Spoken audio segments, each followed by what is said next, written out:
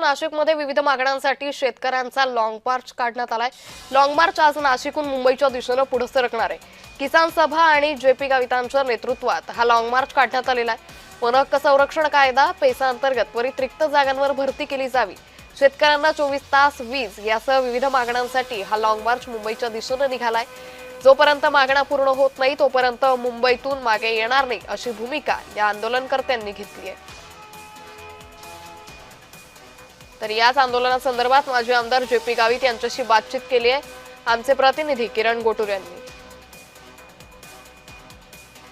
आपल्या विविध मागण्यांसाठी किसान सभेच्या नेतृत्वाखाली पुन्हा एकदा नाशिकमधून लॉंग मार्च जो आहे तो मुंबईकडे निघालेला आहे। माजी आमदार जेपी गावित यांच्या नेतृत्वाखाली हे संपूर्ण लॉंग मार्च नाशिकवरनं आज मुंबईकडे खुश हे झालेलं आहे। नेमकं मागण्या काय आहेत आणि आणखीन एकदा लॉंग मार्च काढण्याची वेळ का आली हे आपण विचारूयात। आपण या आधी सुद्धा लॉंग मार्च काढलेला आहे, आणखीन एकदा काढताय, काय नेमकं आपलं म्हणणं आहे? लॉंग मार्च हा चौथा आहे आता, आणि ह्या प्रश्नावरती अनेक वेळेस आम्ही कलेक्टरच्या पातळीवरती आंदोलनं केलेली आहेत आणि सरकारबरोबर चर्चा करून त्याच्यामध्ये त्यांनी आश्वासन पण दिलेलं आहे।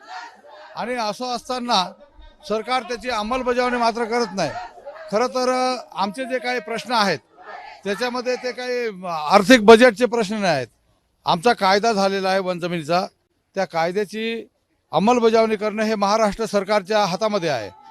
कायदा तर केंद्र सरकारने परिपूर्ण केलेला आहे, त्या कायद्याच्या प्रमाणे काटेकोरपणे अंमलबजावणी केली तर आमचा प्रश्न सुटून जातोय। वारंवार आपण मागणी करताय वन हक्क संरक्षण कायदा लागू करा, आपण आधी सुद्धा मोर्चा काढलाय, मग नेमकं सरकार का बरं करत नाही तेच आम्हाला कळत नाही। आणि म्हणून आतापर्यंत आम्ही पण सरकारवरती विश्वास टाकून होतो, सरकार आम्हाला सगळे प्रश्न सोडवतो म्हणून आश्वासन दिलं आणि आम्ही निघून आलो की ते जसं पडलं तसं थांबलं।